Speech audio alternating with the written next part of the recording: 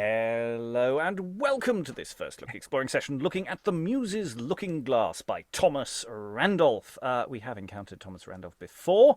I think we encountered him possibly still at university. But now this is a text for the King's Revels company, which was from the Caroline period. We're in the 1630s. As we're recording this, we've just entered the Caroline period again, but hopefully, or depending on your political viewpoint, we'll see how the two reigns go. In general terms, how that story ends. Anyway, it's the summer of 1630-ish, and we have this play by the King's Revels. This King's Revels is an adult company. I think there's an earlier one that's a boys' company. It's all very confusing. So to find out what the play is like, we are going to start reading it in our usual fashion. So reading Flowerdew, Mistress Flowerdew, Satire, and Acolastus is... Hello, my name's Lynn Freitas. I live in the northwestern United States. Reading Roscius, Comedy, Dyscolus, Aphobus, and Anaisthetus is... Alan, who's very confused even now. Reading Bird and Mime is... Aliki, Chapple, actor and translator, currently on the move. And I'm your host, Robert Crighton. I will be reading stage directions. I will also leap in to play various additional characters, including the potentially problematic character listed as deformed. So I imagine there'll be some ableism cropping up in a moment, but also maybe reading Tragedy, Colax, and Deilus. I'll check the spelling on that one in a moment, and find out whether I will be reading those or whether I'll be able to pass them on to anyone else, because we have a relatively small room, but it is a relatively small play in terms of how many people are ever on stage at any one time. There's an awful lot of characters, but actually not a lot necessarily that any individual one of them does, apart from a sort of core company who remain on stage for a lot of the text. And so without further ado, we're going to dive into Act 1, Scene 1, enter Bird, the Featherman, and Mistress Flowerdew. That's an opening gambit for a stage direction. And Mistress Flowerdew, wife to a haberdasher of small wares, the one having brought feathers to the playhouse, the other pins and looking-glasses, two of the sanctified fraternity of Blackfriars. See, brother, how the wicked throng and crowd to work of vanity. Not a nook or corner in all this house of sin, this cave of filthiness, this den of spiritual thieves, but it is stuffed full, as is a cushion with the lewd reprobate. Sister, were there not before inns? Yes, I will say inns, for my zeal bids me say filthy inns, enough to harbour such as travelled to destruction the broad way. But they build more and more shops of Satan. Iniquity aboundeth through pure zeal, teach, preach, huff, puff, and snuff at all, yet still it aboundeth. Had we seen a church, a new-built church, erected north and south, it had been something worth the wondering at. Good works are done. I say no works are good. Good works are merely popish and apocryphal. But the bad abound, surround, yea, and confound us. No marvel now if playhouses increase, for they are all grown so obscene of late that one begets another. Flat fornication. I wonder anybody takes delight to hear them prattle. Nay, and I have heard that in a tragedy, I think they call it, they make no more of killing one another than you sell pins. Or you sell feathers, brother. But are they not hanged for it? Law grows partial and finds it but chance medley, and their comedies will abuse you or me or anybody. We cannot put our moneys to increase by lawful usury. nor break in quiet, nor put off our false wares, nor keep our wives finer than others, but our ghosts must walk upon their stages. Is not this flat conjuring to make our ghosts to walk ere we be dead? That's nothing, Mistress Flowerdew. They will play the knave, the fool, the devil, and all for money. Piety. Oh, that man endued with reason should have no more grace in them. Be there not other vocations as thriving and more honest? Bailiffs, promoters, jailers, and apparitors, beadles and marshals' men, the needful instruments of the republic. But to make themselves such monsters, for they are monsters, they're monsters, base, sinful, shameless, ugly, vile, deformed, pernicious monsters. I have heard our vicar call playhouses the colleges of transgression, wherein the 7 deadly sins are studied. Why, then the city will in time be made a university of iniquity. We dwell by Blackfriars College, where I wonder how that profane nest of pernicious birds dare roost themselves there in the midst of us. So many good and well-disposed persons. Oh, impudence! It was a zealous player I heard a brother make concerning playhouses, For charity, what is't? that the globe wherein, quoth he, reigns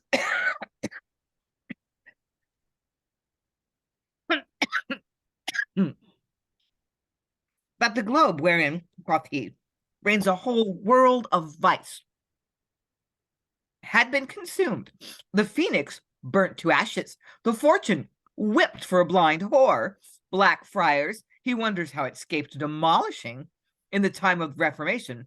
Lastly, he wished the bull might cross the Thames to the Bear Garden, and there be soundly baited. A good prayer. Indeed, it was something pricks my conscience. I come to sell them pins and looking-glasses. I have their custom too, for all their feathers. 'Tis fit that we, which are sincere professors, should gain by infidels. Master Roscius, we have brought the things that you spake for.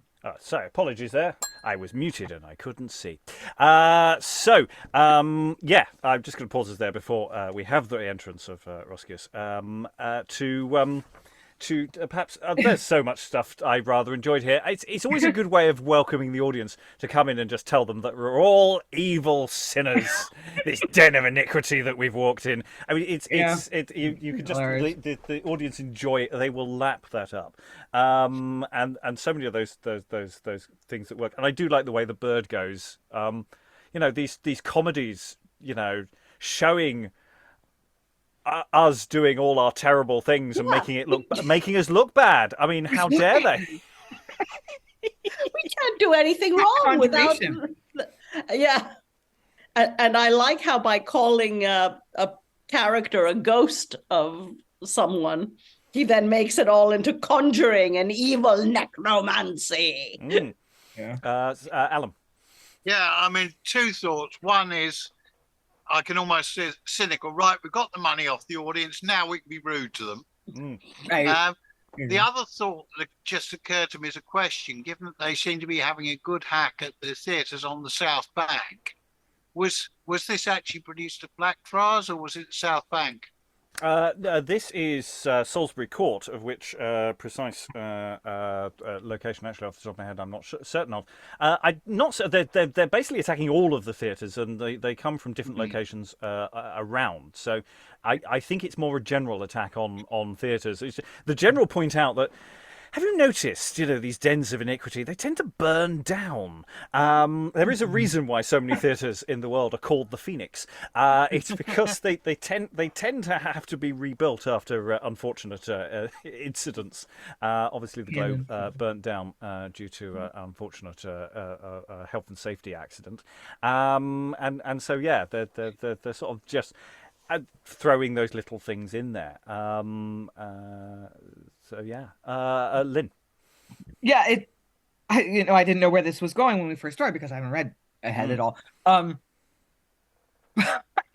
Yeah, the repetition the repetitions in both their lines. I guess they're brother and sister, and they sort of sound alike. So that was, I thought that was kind of nicely done. And it's just, and this little exchange has a very amusing ending. Oh, they're terrible people. They're just terrible. Oh, they're terrible. They're terrible. But we're gonna make money off of them. That made me laugh. And it's just like, well, let's go sell them stuff. Like, we don't have anything to do with them. Like, no, we're gonna and feathers. I mean, pins are kind of necessary. You can't get dressed without them in this period. But feathers are a luxury item and ostentatious, and they're costume feathers. They're not for pillowcases here, are we? Right. They're plumes. Yeah, they're decorative. So, yeah, vanity, always vanity here. But we'll still sell it to them anyway. Aliki. I'm trying to think at what point the audience has twigged what we twigged around the time when they started making fun of theaters, that these are bad people and we're not supposed to take their hatred of fun stuff. They're hypocrites. Yeah. I think probably pretty quickly. I think because it's so exaggerated, and I say the audiences love being abused. They really do. And there are some lovely lines in there. And I also like, it's something you sort of hear today, when talking about going to prison, calling playhouses the colleges of transgression. You go there and you learn the trade of being a terrible person. And it's that sort of logic. Anyway, having abused players for 5 minutes... Enter an actor. So we'll go into Act 1, Scene 2. This is a running scene convention. Act 1, Scene 2. Enter Roscius, a player to them. Master Roscius, we have brought the things you spake for. Why, 'tis well. Pray, sir, what serve they for? We use them in our play. Are you a player? I am, sir. What of that? And is it lawful? Good sister, let's convert him. Will you use so fond a calling? And so impious. So irreligious. So unwarrantable. Only to gain by vice. To live by sin. My spleen is up. And live not you by sin. Take away vanity, and you both may break. What serves your lawful trade of selling pins, but to join gewgaws and to knit together gorgets, strips, neckcloths, laces, ribbons, ruffs, and many other such like toys as these, to make the baby pride a pretty puppet. And you, sweet feather man, whose wear, though light, always your conscience, what serves your trade but to plume folly, to give pride her wings, to deck vainglory, spoiling the peacock's tail, to adorn an idiot's coxcomb? Oh, dull ignorance! How ill 'tis understood what we do mean for good and honest. We abuse our scene, and say we live by vice. Indeed, 'tis true, as the physicians by diseases do, only to cure them. They do live, we see, like cooks, by pampering prodigality, which are our fond accusers. On the stage, we set an usurer to tell this age how ugly looks his soul. A prodigal is taught by us how far from liberal his folly bears him. Boldly, I dare say, there's been more by us in some one play, laughed into wit and virtue, than have been in by 20 tedious lectures drawn from sin and foppish humours. Hence the cause doth rise. Men are not warned by the ears so well as eyes. First, see what we present. The sight is able to unsanctify our eyes and make them carnal. Will you condemn without examination? No, sister, let us call up all our zeal and try the strength of this temptation. Satan shall see we dare defy his engines. I am content. Then take your places here. I will come to you and moralize the plot. That moralizing, I do approve it. It may be for instruction. Act 1, Scene 3. Enter a deformed fellow, as listed here, to them. Roscius, I hear you've a new play today. We want you to play Mephistopheles. A pretty natural vizard. What have you there? A looking-glass or two. What things are they? Pray let me see them. Heaven, what sights are here! I've seen a devil! Looking-glasses call you them. There's no basilisk, but a looking-glass. 'Tis your own face you saw. My own, thou liest. I'd not be such a monster for the world. Look on it now with me. What sayest thou now? An angel and a devil. Look on that thou call'st an angel. Mock it well, and tell me, is it not like my face? As 'twere the same. Why so is that like thine? Dost thou not see? 'Tis not the glass, but thy deformity, that makes this ugly shape. If they be fair, that view the glass, such reflections are. This serves the body. The soul sees her face in comedy, and has no other glass.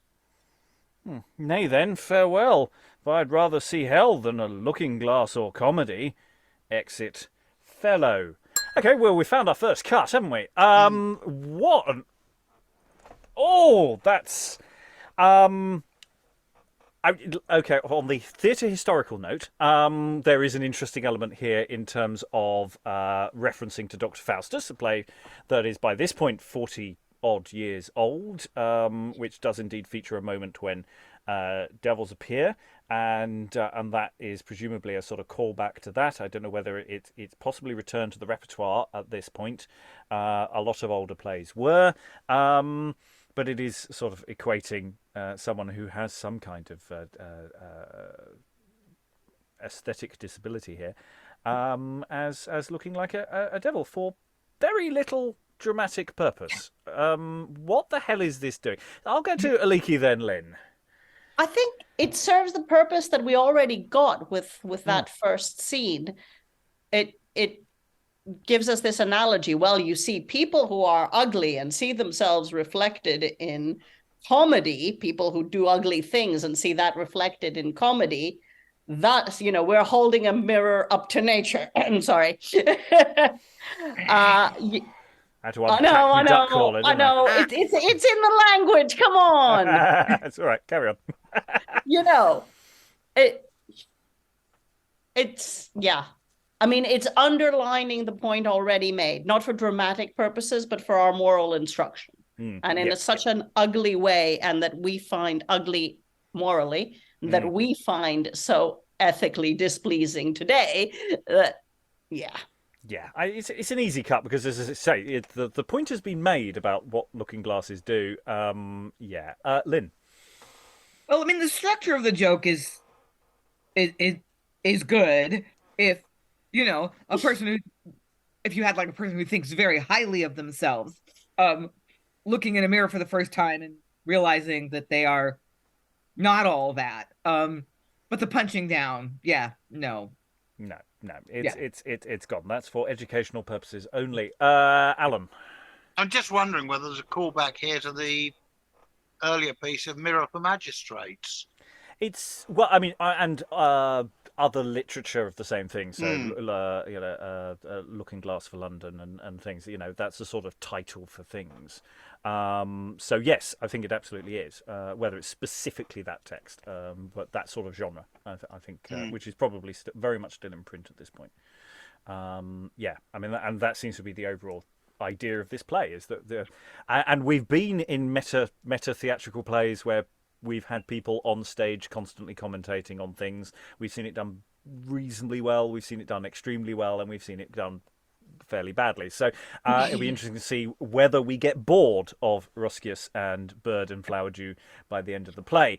We'll let the text run on a bit now. We're going to finish this scene and run into the next. They are all, as I say, never-ending scenes, effectively.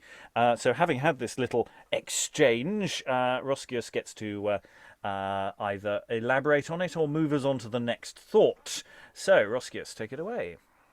And yet, methinks, if 'twere not for this glass, wherein the form of man beholds his grace, we could not find another way to see. how near our shapes approach divinity. Ladies, let they who will your glass deride, and say it is an instrument of pride. I will commend you for it. There you see, if you be fair, how truly fair you be.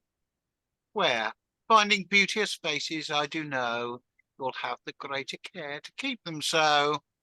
A heavenly vision in your beauty lies, which nature hath denied to your own eyes.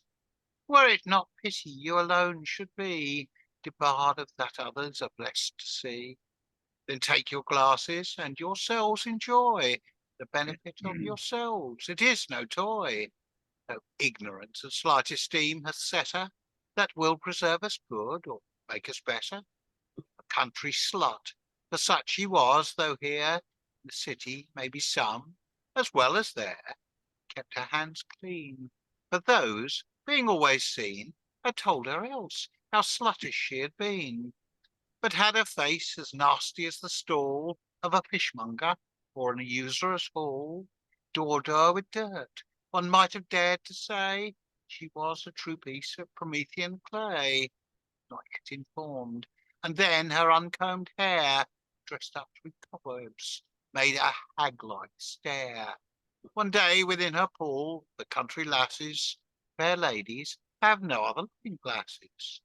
She spied her ugliness, and fain she would have blushed, it threw so much dirt she could.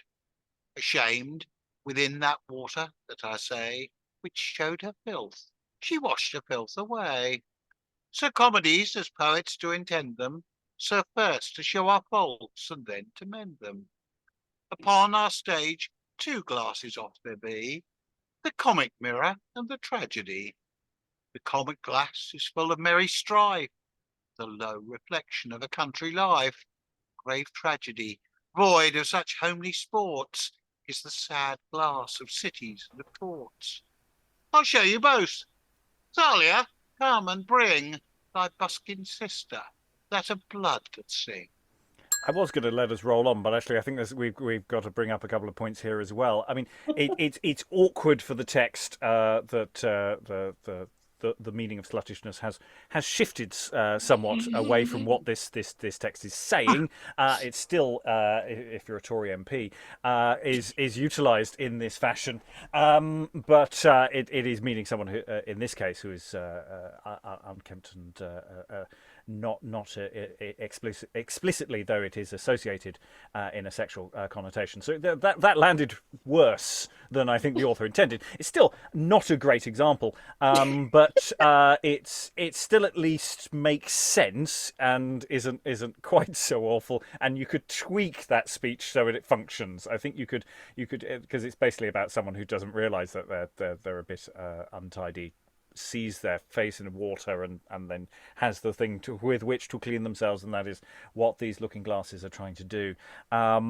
It's not quite getting the tone right, is Randolph for us today. I think it's fair to say. But it's also got to be noted, this is the same shtick that this guy has done before, because he's done similar things in The Conceited Peddler, which was he did a whole thing with a looking glass, and frankly I think he did it slightly better there actually. It's a much more effective bit of comedy business, and in fact I'm almost tempted to say maybe just tweak and throw some things in, because when he starts talking to the audience and says, look in this glass, person in the audience, I'm thinking, okay, this is sort of doing what the earlier scene and this sort of substitutes that, and that makes this work a bit better.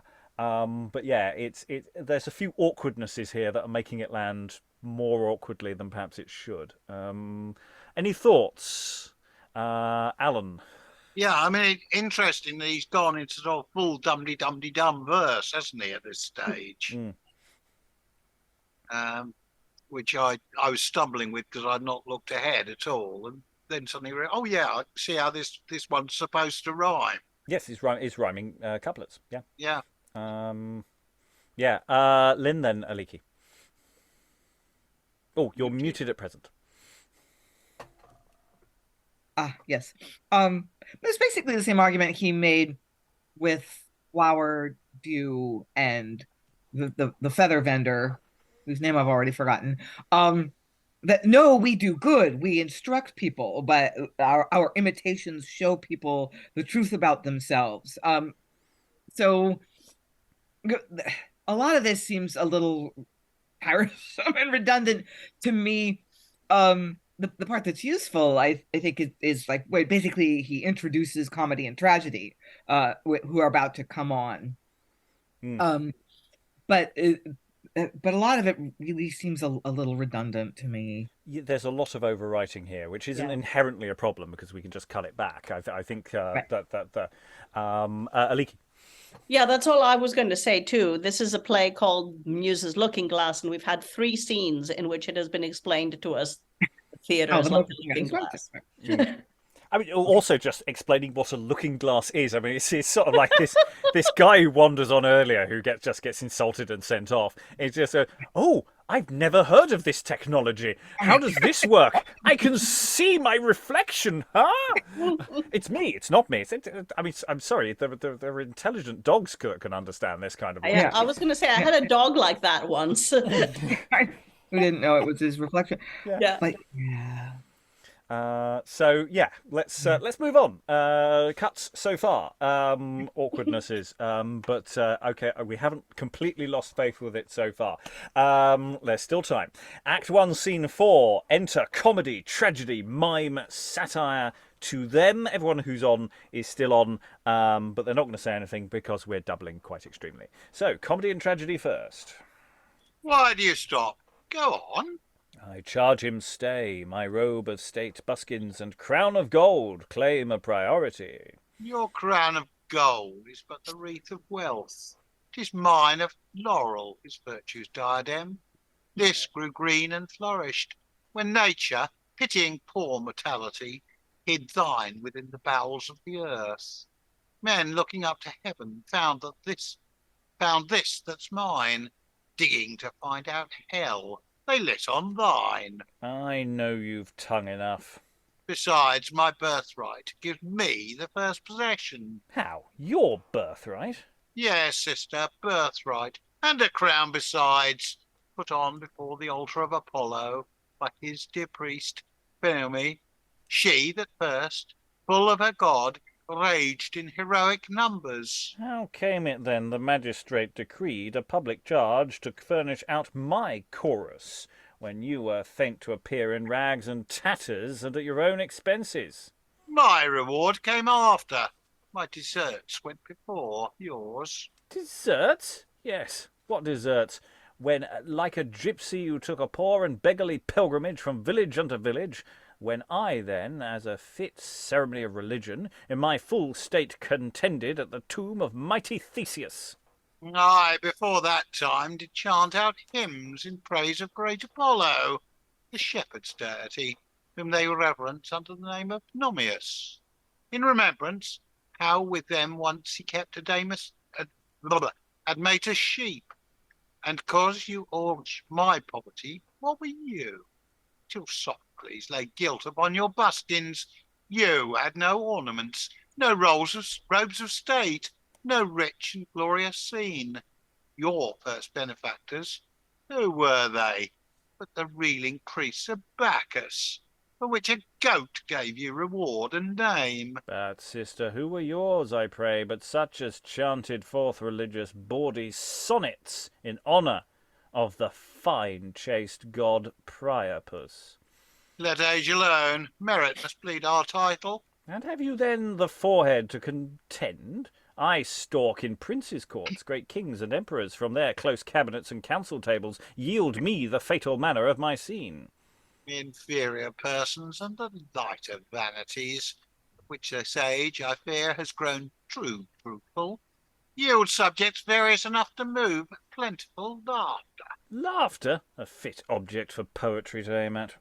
Yes, laughter is my object. It is a property in a man essential to his reason. So, but I move horror and that frights the guilty from his dear sins. He that sees Oedipus incestuous shall behold him blind withal. Who views Orestes as a parricide shall see him lashed with furies too. The ambitious shall fear Prometheus vulture, daring gluttony stand frighted at the sight of Tantalus, and every family great in sins as blood shake at the memory of Pelops' house. Who will rely on fortune's giddy smile that hath seen Priam acted on the stage? You move with fear. I work as much with shame, a thing more powerful than a generous priest. Who sees an eating parasite abused, a covetous boar laughed at, an ignorant gull cheated, a glorious soldier knocked and baffled, a crafty servant whipped, a niggard churl hoarding up dicing monies for his son, a spruce, fantastic courtier, a mad roarer, a jealous tradesman, an o'erweening lady, a corrupt lawyer rightly personated. But if he have a blush, will blush, and shame as well to act those follies as to own them. The subject of my scene is in the persons greater as in the vices.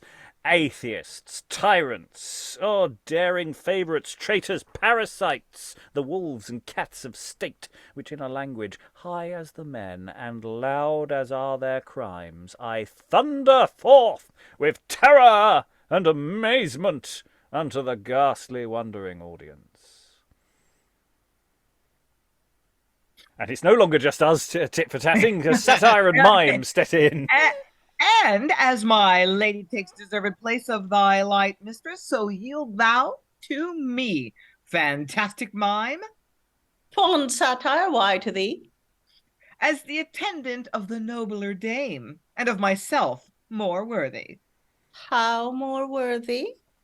As one whose whip of steel can with a lash imprint the characters of shame so deep, even in the brazen forehead of proud sin, that not eternity shall wear it out. But when I frowned in my Lucilius's brow, each conscious cheek grew red, and a cold trembling freeze to the chill soul, while every guilty breast stood fearful of dissection, as afraid to be astonished by that skillful hand, and have each artery, nerve, and vein of sin by it laid open to the public scorn. I have trussed the proudest, greatest tyrants, have quaked below my powerful whip, half dead with the expectation of the smarting jerk, whose wounds no salve can cure.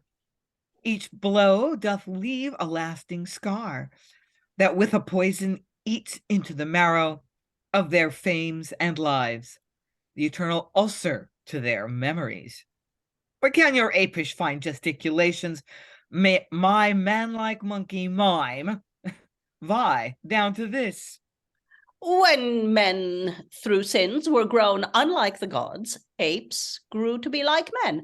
Therefore, I think my apish imitation, Brother Beadle, does as good service to reform bad manners as your proud whip with all his firks and jerks. The Spartans, when they strove to express the loathsomeness of drunkenness to their children, brought a slave, some captive helot, overcharged with wine, reeling in. Thus his eyes shot out with staring, a fire in his nose, a burning redness blazing in either cheek, his hair upright, his tongue and senses faltering, and his stomach o'erburdened, ready to discharge her load. In each man's face he met.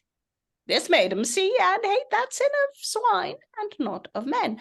Would I express a complimental youth that thinks himself a spruce and expert courtier, bending his supple hams, kissing his hands, honouring shoestrings, screwing his writhed face to all the several postures of affection, dancing an entertainment to his friend, who would not think it a ridiculous motion? Yet such there be, that very much please themselves in such like antic humours. To our own sins we will be moles, even to the grossest of them, but in another's life we can spy forth the least of faults with eyes as sharp as eagles, or the Epidaurian serpent. Now in me, where self-love casts not her Egyptian mists, they find this. unbecoming foppishness, and afterwards apply it to themselves. This, satire, is the use of mimic elves. Sister, let's lay this poor contention by and friendly live together. If one womb could hold us both, why should we think this room too narrow to contain us? On this stage we'll plead a trial, and in 1 year contend which shall do best. That passed, she then that shall, by the most sacred and impartial judgment of our Apollo, best deserve the bays, shall hold the entire possession of the place. I were unworthy if I should appeal from this tribunal. Be it so. I doubt not that his censure runs with me. Never may anything that's sad and tragical dare to approach his presence. Let him be so happy as to think no man is wretched, or that there is such a thing called misery. Such is my prayer, that he may only see, not be the subject of a tragedy. Sister, a truce till then, that vice may bleed. Let us join whips together. 'Tis agreed. Let it be your office to prepare the mask which was we intended. 'Tis my care. And exeunt Muses, which is helpful because now everybody else is going to start talking again. But as you were, Flowerdew, Roscius, and Bird. What did she say? A mass? Rather, fly hence, idolatry will overtake us. It was a mask she spake of, a rude dance presented by the 7 deadly sins. Oh, sorry, that was Roscius, I beg your pardon. Go again, Roscius. It was a mask she spake of, a rude dance presented by the 7 deadly sins. Still, 'tis a mass, sister. Away, I tell you, 'tis a mass of vile idolatry. 'Tis but a simple dance brought in to show the native foulness and deformity of our dear sin, and what an ugly guest he entertains admits him to his breast. Stage direction, song and dance. Say, in a dance, how shall we go, that never could a measure know? How shall we sing to please the scene, that never yet could keep a mean? Disorder is the mask we bring, and discord to the tunes we sing. No sound in our harsh ears can find a place, but highest trebles on the lowest bass. Brother, if men's hearts and consciences have not been seared and cauterized, how could they affect these filthy harbingers of hell, those proctors of Beelzebub, Lucifer's henchboys? I pray ye, stow yourselves within a while. Exeunt Flowerdew and Bird. Roscius remains on stage. And here, unless your favourite mildness with hopes of mercy do encourage us, our author bids us end. He dare not venture, neither what's past, nor that which is to come. Upon his country 'tis so weak and impotent, it cannot stand a trial, nor dares hope the benefit of his clergy. But if rigour, sit judge, must of necessity be condemned to Vulcan or to the sponge, all he can plead is a desire of pardon, for he brings you no plot at all, but a mere olia podrida, a medley of ill-placed and worse-penned humours. His desire was in single scenes to show how comedy presents each single vice. Ridiculous, whose number, as is their character, he borrows from the man to whom he owes all the poor skill he has, great Aristotle. Now, if you can endure to hear the rest, you're welcome. If you cannot, do but tell your meaning by some sign, and all farewell. If you will stay, resolve to pardon first, our author will deserve it by offending. Yet, if he miss a pardon, as in justice you cannot grant it, though your mercy may, still he hath this left for comfort in him, that he picks forth the subject of his rhyme, may lose perchance his credit, not his time.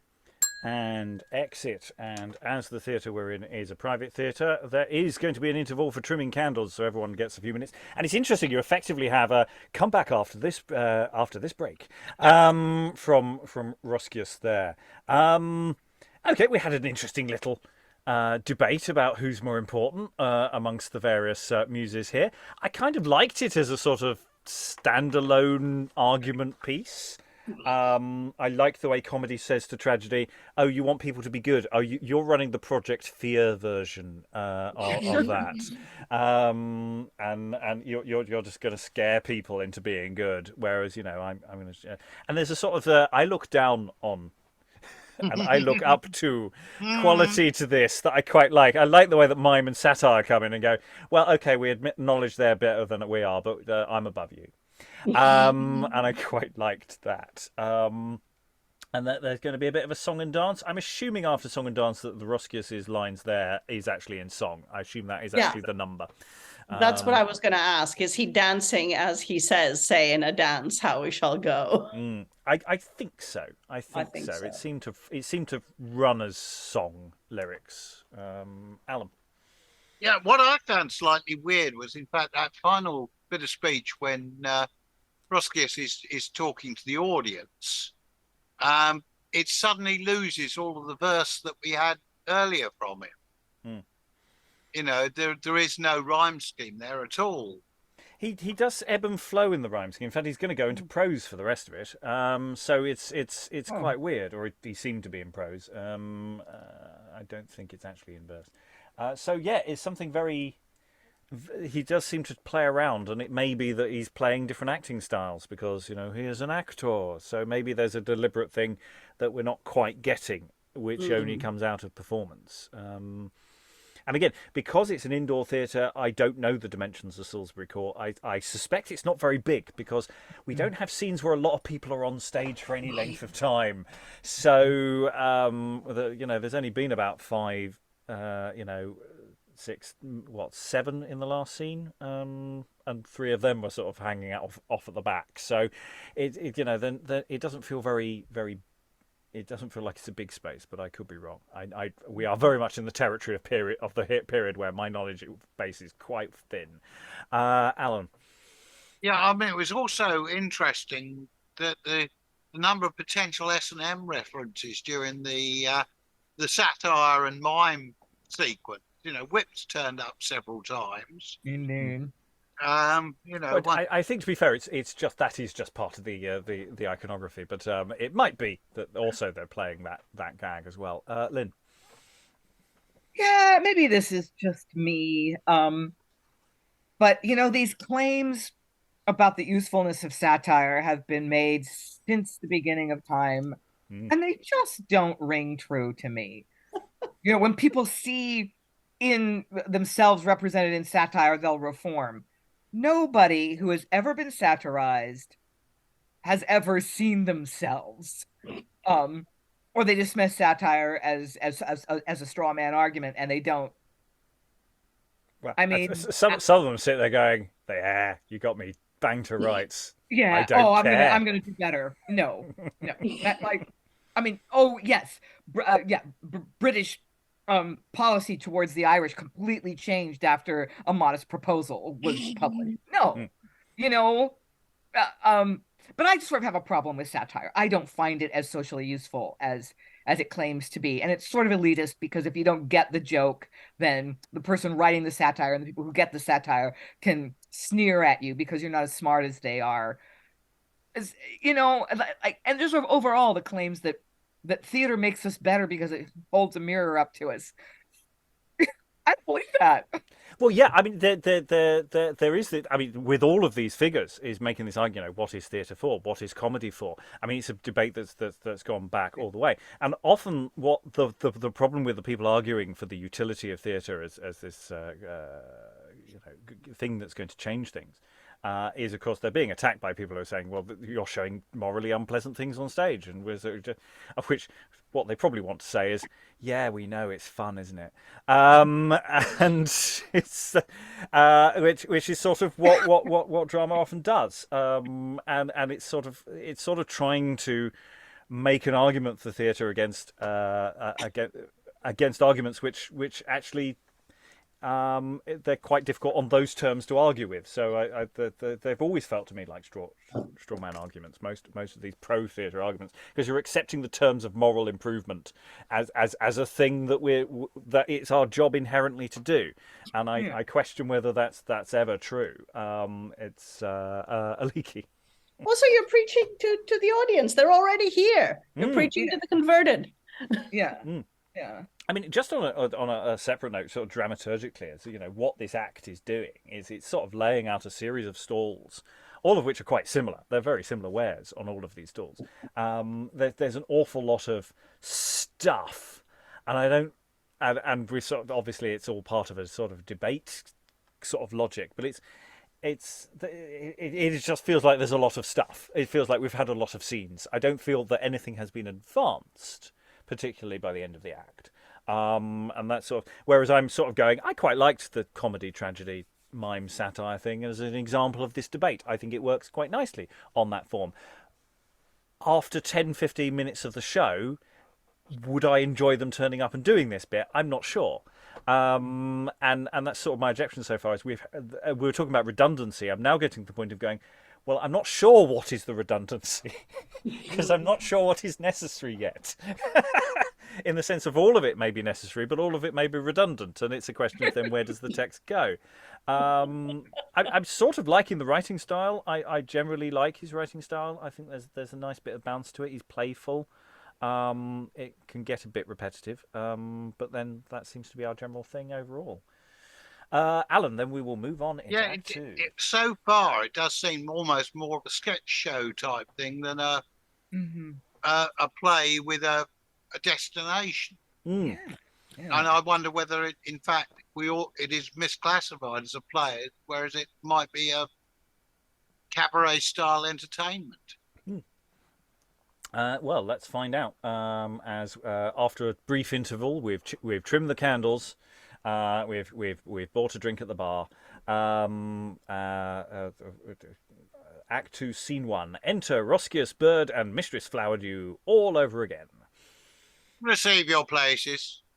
The first that we present are the extremes of a virtue necessary in our conversation, called comitas or courtesy, which, as all other virtues, hath her deviations from the mean. The one, Colax, that to seem over courteous, falls into a servile flattery. The other, as fools fall into the contraries which they shun, is Dyscolus, who, hating to be a slavish parasite, grows into peevishness and impertinent distaste. I thought you taught two vices for one virtue. So does philosophy. But the actors enter. And enter Colax and Dyscolus. I'm going to ask, actually, Aliki, could you read Colax? There may be the odd clash, but I think it's better than me stepping in. And also, I've just noticed that I cocked up the doubling later on. So, hopefully this will work. So, enter Colax and Dyscolus. How far they sin against humanity that use you thus. Believe me, 'tis a symptom of barbarism and rudeness, so to vex a gentle, modest nature as yours is. Why dost thou vex me, then? Heaven defend, my breeding has been better. I vex you.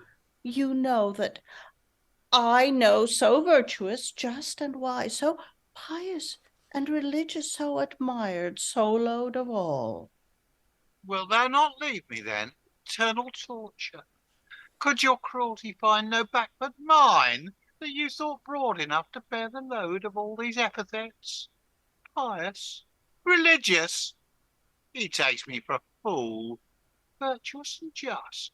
Sir, did I ever cheat you, cousin, or gull you, that you call me just, virtuous?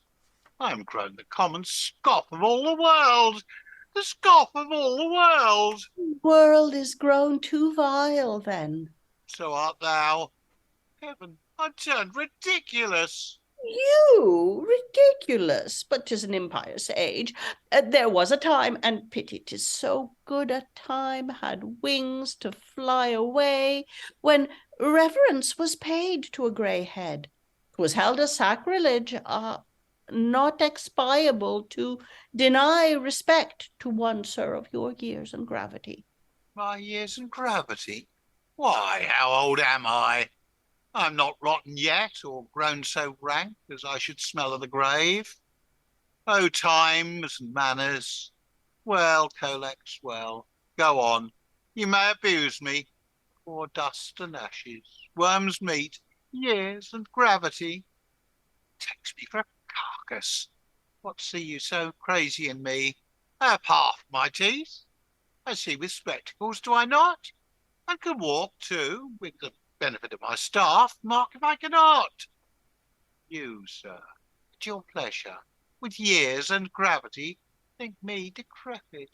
Oh, decrepit, sir. I see young roses bud within your cheeks, and a quick, active blood run free and fresh through your veins.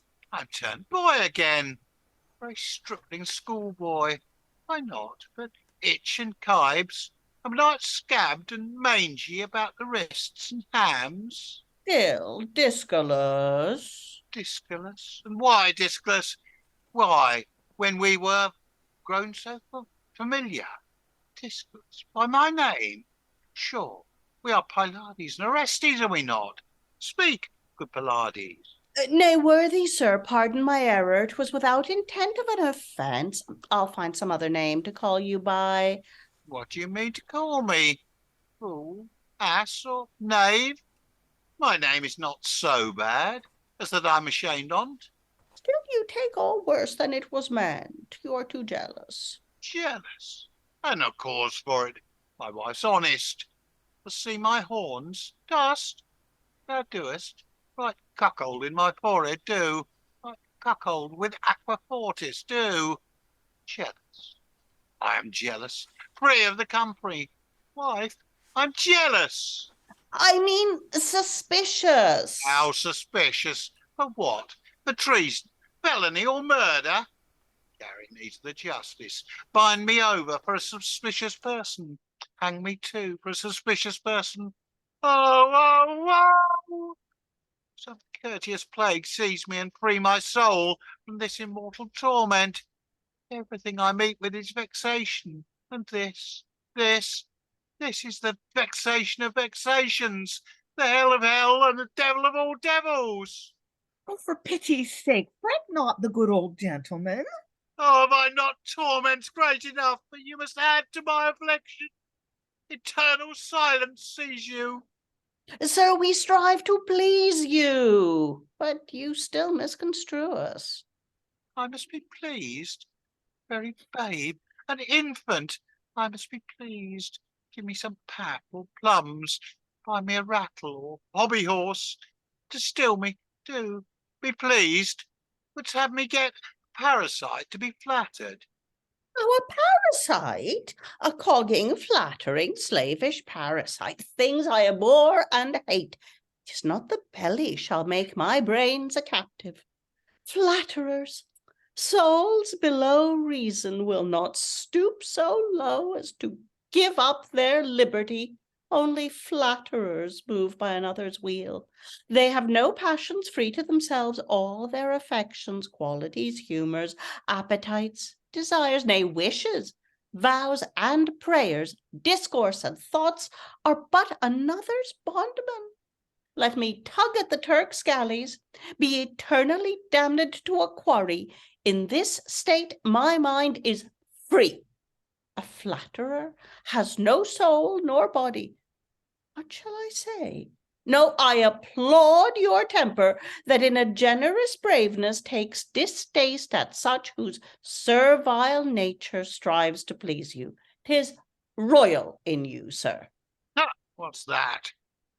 A feather stuck upon your cloak. A feather? And what have you to do with my feathers? Why should you hinder me from telling the world I do not lie on flock beds? Pray be pleased, I brushed it off. For mere respect I bear you. Respect! Fine respect, sir, is it not, to make the world believe I nourish vermin? Oh, death, death, death! That our graves hatch worms without tongues to torment us. Let them have what teeth they will. I meet not here an object, but adds to my affliction. Sure I am not a man. I could not then be so ridiculous. My ears are overgrown. I am an ass. 'Tis my ears they gave at. What strange harpy, centaur, or gorgon am I turned into? What Circe wrought my metamorphosis? Will I be beast? She might have made me lion, or something not ridiculous. Oh, Actaeon, if I do branch like thee, it is my fortune. Why look they on me else? There is within a glass, they say, that has strange qualities in it, that shall resolve me. I will in to see whether or no I man or monster be. And exit Dyscolus. Colax remains on with everybody else. Lots of thoughts I think we've got here. I'll go to Aliki. So the humor of that came into focus for me quite a few times, the game of it, and then came out of focus, but that's okay. There are places where I could see it working really well, I think. Yeah, we've got the person who just can never be pleased. It's just impossible, and you can be as nice as you like to this. You know, it's just you just cannot win with this person. He's always going to find something at fault, and always going to then take offence at anything you do. And yeah, it's an interesting little gambit. Again, it's this little gobbet of action that we get, which sort of is part of a thing, but it's not really a thing, that it's not really going anywhere. It's interesting. Again, we're getting lots of interesting little dialogues here, aren't we? We're getting it lovely, here's a little scene. Go away and rehearse it and see what you can get out of it. But it feels like acting exercises for here's an intention, go away and act it, kind of logic. Other thoughts? Lynn? Yeah, and it's hard to see. I mean, this was at moments amusing, although once you get the gag, it goes on a little too long. But it's harder to see what this has to do with the theater, which these characters have all been about up to now. They're genres of plays, and Roscius is an actor, and so what these characters who are probably parodies of types in the court, the guy who has nothing bad to say about anyone and was just like a total suck up, and the malcontent who like can't find any good in anything and always thinks you're attacking him even when you just said good morning. So it's like, how do they fit into this play that seems to be about the theater? It's interesting because it's feeling like a humorous play in that sense. It's something that again 30 years previously was really hot off the press, and yeah. So it's interesting what these character types that we're being presented with, and we're going to get more. I mean, that seems to be the game for this act is going to be presenting us with different character studies. Alan, I'm just wondering, in fact, whether Act 1 was specifically theatrical, and that we've now broadened it out, and it's now let's have a go at whatever other stereotypes we can find. Yeah. So it's becoming a rather broader ranging sketch show. Yeah. Let's. No, you're see. right. Of course, you're right. Yeah. That it maybe each act is doing a different job of work, and come back after the interval, and this is what you have. Okay, we're going to have a new set of people coming on. Slight clashes doing this, but I'm going to do it anyway. I'll ask Lynn, could you read Deilus as well as Flowerdew? You will talk to yourself occasionally, but otherwise you don't say very much for a while because Flowerdew is just standing in the background watching. So we'll go into Act 2, Scene 2, Silly Voices as required. We're back with our primary bird, Roscius, Flowerdew.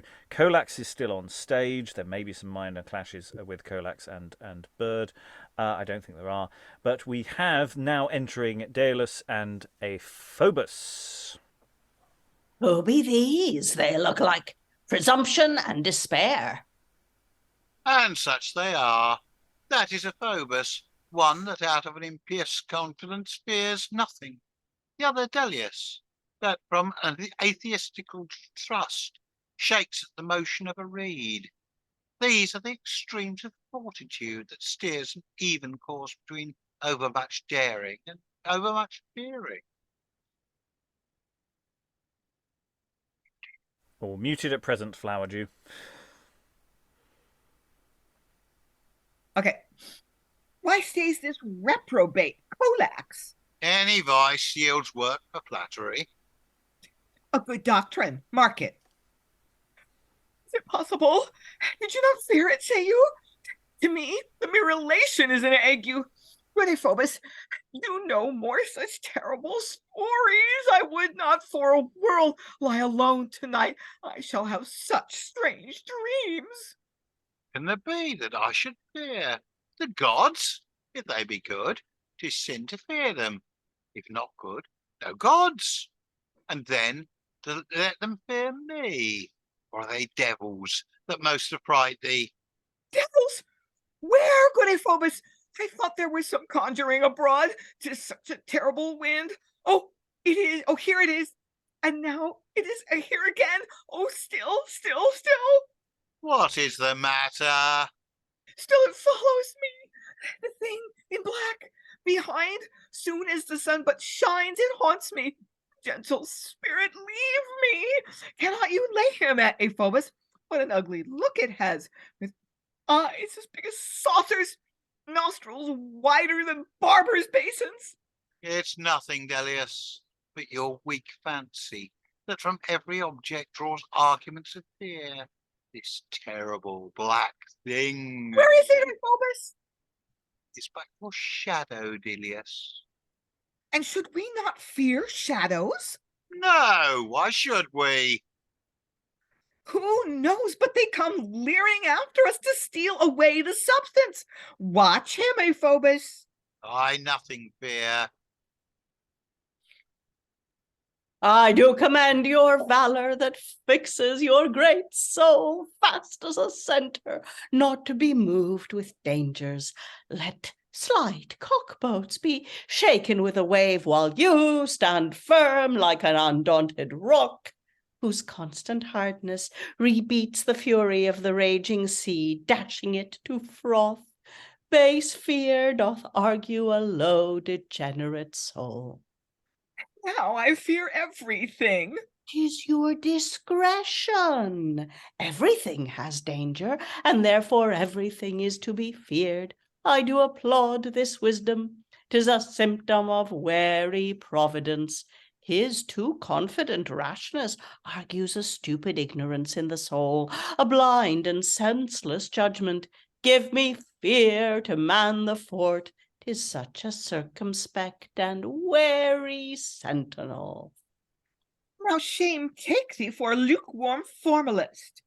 But daring valor, uncapable of danger, sleeps securely and leaves an open entrance to his enemies.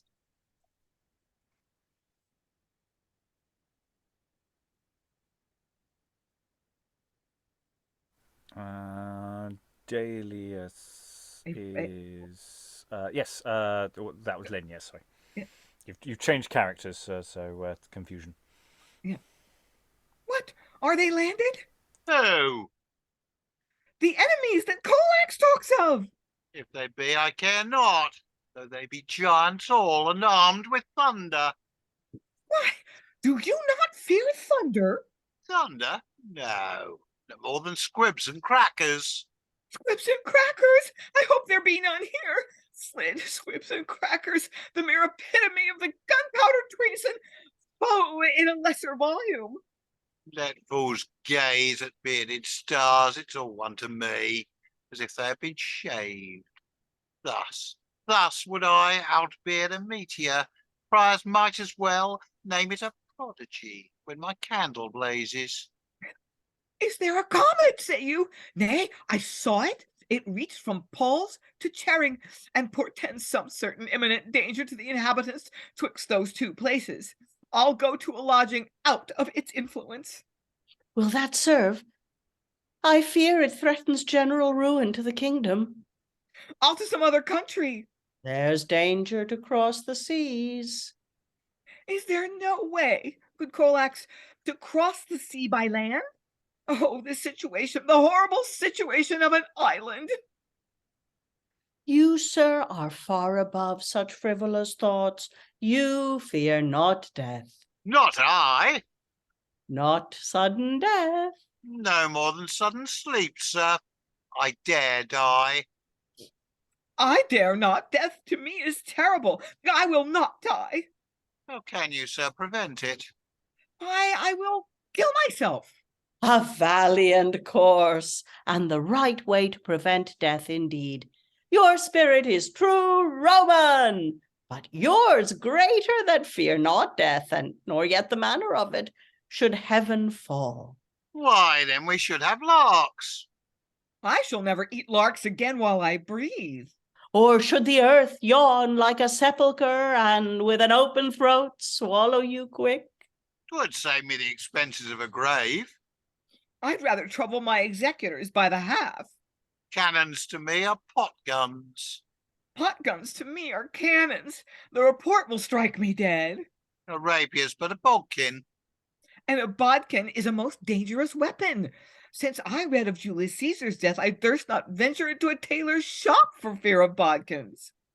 Oh, that the valiant giants would again rebel against the gods and besiege heaven, so I might be their leader. Had Enceladus been half so valiant, Jove had been his prisoner. Why should we then think there to be such things as dangers? Drusilla, Charybdis, Python are but fables. Medea's bull and dragon, very tales. Sea monsters, serpents, all poetical figments. Nay, hell itself and Acheron mere inventions. Or were they true? As they are false, should I be so timorous as to fear these bugbear harpies, medusas, centaurs, gorgons? Oh, good Aphobus, leave conjuring, or take me into the circle. What shall I do, good Colax? Sir, walk in. There is, they say, a looking-glass, a strange one, of admirable virtues that will render you free from enchantments. Oh, a looking-glass? Dost think I can endure it? Why, there lies a man within it in ambush to entrap me. I did but lift my hand up, and he presently catched at it.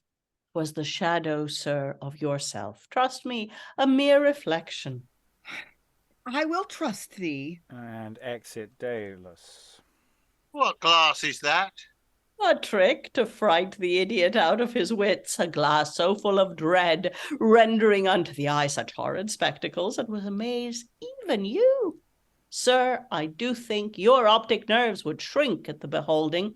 This, if your eye endure, I will confess you the prince of eagles. Look to it, eyes. If you refuse this sight, my nails shall damn you to eternal night. Exit Aphobus. Seeing no hope of gain, I pack them hence. 'Tis gold gives flattery all her eloquence. And we'll just pause there. A lot of stuff going on in that. A couple of gags I really did. I did like the shadows coming for me gag. I thought that was actually really nicely done. There's terrible things coming for me. It's following me. I mean, you know, the obvious things to be done with that. The wider sort of direction. I did quite like the bodkin bit, dangerous weapon bit. Ever since I heard about Julius Caesar's murder, I've been afraid to go to a tailor's. I mean, it's yeah. So there's some nice stuff there. I'm still not quite sure what this offstage looking glass is really doing in this, because I know we've talked about the looking glass earlier, and we're sort of, are we actually in the play that tragedy and comedy etc. set up earlier? Is that what we're watching here, and how does that all work? Again, we basically have the same gag as the shadow gag with the mirror going, oh, there was a person in the mirror and he was going for my hand, and it's like, it's the same gag as the shadow gag, but it's still a good gag. It's fine. So yeah, because there is in theory a schema going on here about sort of excess and demonstrating your vices, and your vice being the excess of things. So someone who's massively confident, someone who's a coward, that seems to be the sort of thing going on here. Alan? I think the director's note for all the play so far is never knowingly underacted. This is very much a play where I'm sitting here going, the actors need to make this. They have got some straw with which to make bricks, but it very much is an actor's thing here. And if you're not on your A game, you're in trouble because there's no narrative. It's all these little scenes, and if you don't land them, the next person's not going to thank you when they come on to do their bit. Lynn. Yeah, I mean, I you're not wrong. I mean, I don't disagree that that you need skillful performers, but I think, in my view, even more important than that, if you decide you're going to do this, you need to have fun with it. The actors need to just be enjoying the heck out of these ridiculous characters. And that helps get your audience on side with you. So I mean, skill is important, but I think you have to buy it. You have to say, oh, this is fun. No, watch what this is. Oh, it gets even weirder. Watch. To sort of get the audience to play that game with you, you have to have fun. Okay, I think we have one more exciting scene before we break. We won't quite finish Act 2 today, but we will get deeper into it. Act 2, Scene 3. So we have our usual bods on stage: Roscius, Bird, Flowerdew, Colax, who seems to have decided to stay for the innings. I don't think we're getting rid of them. But enter to them Acolastus and Anaisthetus. Temperance is the mediocrity of enjoying pleasures when they are present, and a moderate desire of them being absent. And these are the extremes of that virtue. Acolastus, a voluptuous epicure, that out of an immoderate and untamed desire seeks after all pleasures promiscuously, without respect of honest or lawful. The other, Anaisthetus, is a mere anchorite that delights in nothing, not in those legitimate recreations allowed of by God and nature. Oh, now for an eternity of eating. Fool was he that wished but a crane's short neck. Give me one nature, long as a cable or a sounding line, and all the way a palate to taste my meat the longer. I would have my senses feast together. Nature envied us in giving single pleasures. Let me have my ears, eyes, palate, nose, and touch at once enjoy their happiness. Lay me in a bed made of the summer's cloud. To my embraces give me a Venus, hardly yet 15, fresh, plump, and active. She that Mars enjoyed is grown too stale. And then, at the same instant my touches pleased, I would delight my sight with pictures of Diana and her nymphs, naked and bathing, drawn by some Apelles. By them some of their fairest virgins stand, that I may see whether 'tis art or nature which heightens most my blood and appetite. Nor cease I here. Give me the 7 orbs to charm my ears with their celestial lutes, to which the angels that do move those spheres shall sing some amorous ditty. Nor yet here fix I my bounds. The sun himself shall fire the phoenix nest to make me a perfume, while I do eat the bird, and eternally quaff off ethereal nectar. These single are but torments, but together, each is a paradise. Having got such objects to please the senses, give me senses too, fit to receive those objects.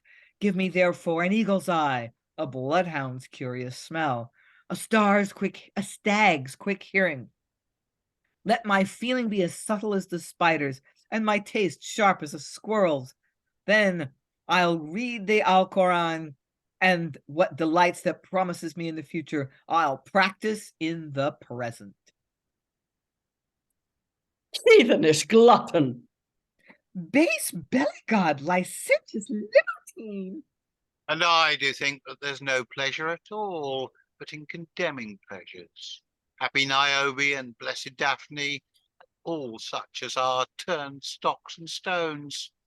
Would I were laurel too, or marble, ay, or anything insensible. 'Tis a toll for me to eat or drink, only for nature's satisfaction. Would I could live without it. To my ear, music is but a mandrake. I to my smell, hard scents of rue and wormwood, and I taste nectar with as much loathing and distaste as gall or aloes or my doctor's potion. My eye can meet no object, but I hate it.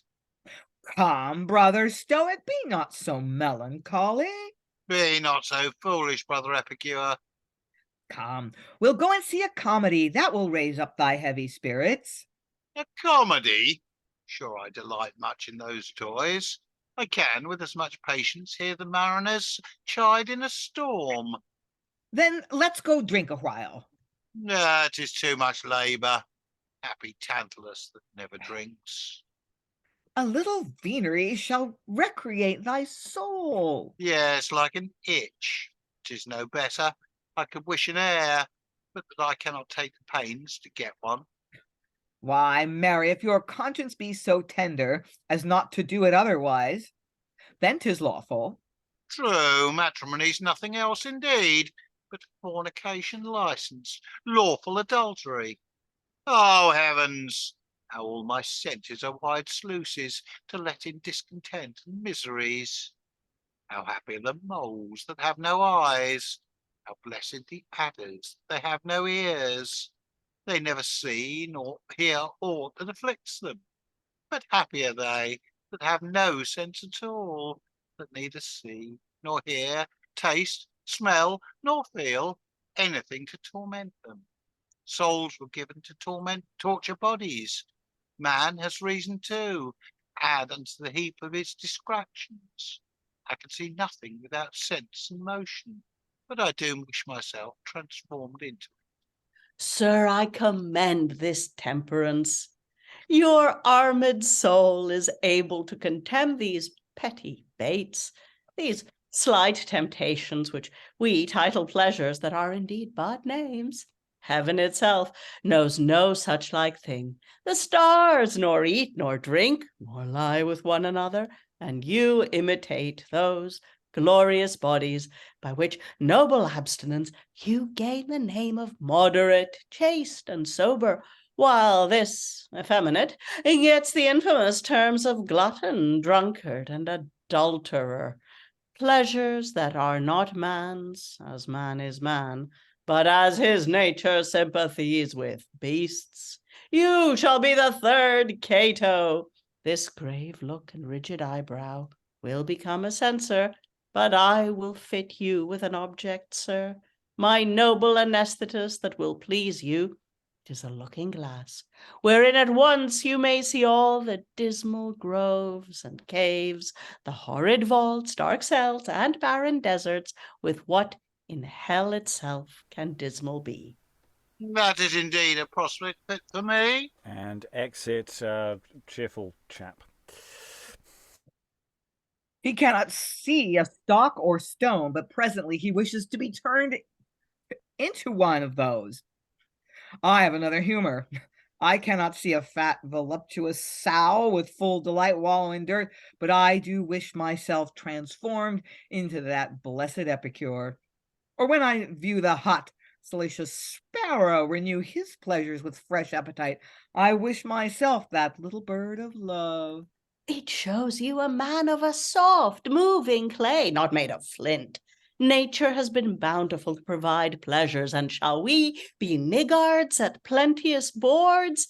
He's a discourteous guest that will observe a diet at a feast, when nature thought the earth alone too little to find us meat, and therefore stored the air with winged creatures. Not contented yet, she made the water fruitful to delight us. Nay, I believe the other element too doth nurse some curious dainty for man's food, if we would use the skill to catch the salamander.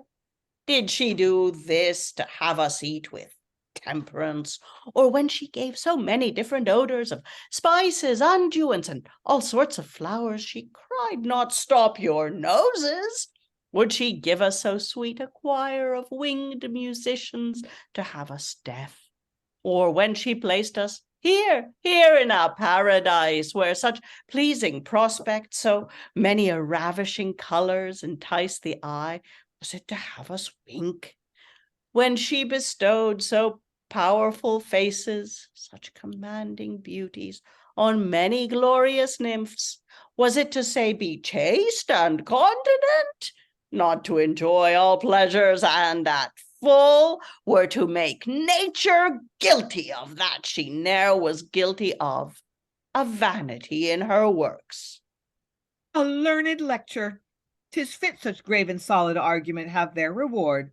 Here, half of my estate to invent a pleasure never tasted yet, that I may be the first to make it stale. Within, sir, is a glass that by reflection doth show the image of all sorts of pleasures that ever yet were acted, more variety than Aretine's pictures. I will see the jewel, for though to do most moves my appetite, I love to see as well as act delight. And exit Acolastus. These are Flowerdew. These are the things indeed the stage doth teach. Oh, dear heart, what a foul stink of sins runs here. In sooth, it is a common shore of lewdness. And there we will pause. Acolastus is really quite extreme. And give me a Venus hardly yet 15. I was just but then also just everything becomes about excess. I mean, it's just even sparrows are salacious. And things voluptuous sound. There's these extremes from a voluptuous epicure to mere anchorite. So they're really pushing those back and forths, and of course the audience is sitting there going, "Oh, this awful creature." Isn't it awful? How dare they? Though I also quite like the antithesis there. How happy are the moles that have no eyes? If only I was a brain in a jar, I would be happy because I would have no stimulus with which to sit. Adultery is nothing else indeed but fornication licensed. Yeah, but he's fun at parties. I was going to say, I wouldn't invite. No, it was marriage, not adultery, that was defined in that way. Yeah. Yes, no, indeed. Matrimony is nothing. Much worse than Lawful adultery. They're an interesting bunch. But I say it's very much like you're presented with these two extremes, and then they're told to go off and look in the mirror. Look in the mirror in the other room. Visit the Wizard of Oz. You too will have a heart. No. And a brain. It's So again, I'm feeling a lot of this of going. Okay, the gag's good. The gag's fine. Maybe get out quicker. I'm definitely feeling that this can be a tighter, shorter text than it is. But that's fine because we can cut it, and that's fine. Okay, we're going to go around the room for final thoughts. I'll go to Aliki first because there's some time pressures. Any final thoughts on this first act in a bit? Yeah, I think we've already talked about redundance. There's a lot of cleverness here. There's a lot of enjoyable language. I think actors can have a lot of fun with it. But yeah, it will certainly need a heavy hand with a blue pencil. But that's fine. We can do that. There's something to be had here. Yes, there's enough oomph to it. And that's fun. And also, it's an interesting question whether how tongue-in-cheek some of it is, and how much where is the moral actually being laid? Where is this whole thing could also be considered a satire of the people who are watching it as well. So there's a question of how far are you going to put that? So where is this? Where is the heart of the text? Is an interesting question. Lynn, any final thoughts? Yeah, I mean, Aliki's right. It like in each exchange, once you get the joke, it doesn't really need to be repeated as many times as it is. But the jokes are kind of good, you know. And I like the structural device that these extremes are often portrayed as siblings, as Bird and Flowerdew are brother and sister. We take it. So extreme asceticism and extreme voluptuousness call each other brother, and so that, you know, I mean, I think that's very, very smart, that they're really two sides of the same point, even though they seem completely incompatible. So I mean, I sort of wonder what the overall shape is going to be like, because as Alan pointed out, we started out with specifically a dialogue about the usefulness, the social usefulness of theater, and then we kind of broke that open, and now we're doing sort of comedy of humors in the second act. So what are the third and fourth and fifth acts going to do? And, you know, is this going to kind of make a little bit of a liar out of me by sort of humorously and fairly gently persuading the audience that self-reflection and self-knowledge is a good thing? That you're not, you know, you audience member are not as extreme as these characters that we're portraying here, but it's good for all of us to go inside and look in the mirror sometimes and try to get a little perspective on ourselves. So maybe it is performing a kind of social a social work, as opposed to social work, that can be useful if the audience is amenable. But I will reiterate, in order to get them, your audience, to buy into that, in order to succeed at that, you have to have skillful actors, and they have to be having a good time. It has to be a game that has a sort of moral improvement goal, but that you need that spoonful of sugar. And the whole thing feels like a series of games in that sense. There are a series of sort of actor games that each scene is throwing at us in different ways, and that does give us scope for something to play with in rehearsals, to play with the audience as well. And it's not like the audience aren't primed to know who these people are. The moment they come on, Roscius basically says, this is this guy, and cowardice versus extreme courage. To the point of recklessness. In fact, the recklessness isn't perhaps you're expecting that to be more braggarty actually than I think that one turned out to be. So yeah, it's interesting to see how they fly. Alan, any final thoughts? I must admit, so far it's still feeling to me very much like a sketch show rather than a play with a destination. And given we're a third of the way through the text, I would have expected there to have been some sort of plot development if it was going to be a play and what we would describe as such. Basically, you've got the three continuity candidates, which is Roscius, Bird, and Flowerdew, who seem to be there to provide the framing device. And then largely a series of two-handers with the dialogues between the two contrasting personalities. Well, they seem to have picked up Colax as a fourth wheel. Colax seems to have embedded themselves as this flattering figure. But yes, broadly speaking, you're right. And I just wonder whether, in fact, this was just done as something which was not intended to be actually listened to intensively. It was background, sort of the period equivalent of elevator music almost. Well, it's an interesting question. I mean, I think there is a thesis. I mean, Act One's setting up the play within a play, which is sort of what we're getting here. Tragedy and comedy, etc. Say we're going to try out different things, and that sort of, I think, is where this is going. It's not very explicitly made clear, but I think that's where we're at. And that's not to say it isn't episodic, that it isn't a series of sketches. They've got a vague framework which we're holding on to. But each one is part of there is an argument going on here about extremes and virtues and vices. So they are And I'm sure at the end it's probably going to be something like, and moderation is the best way, folks.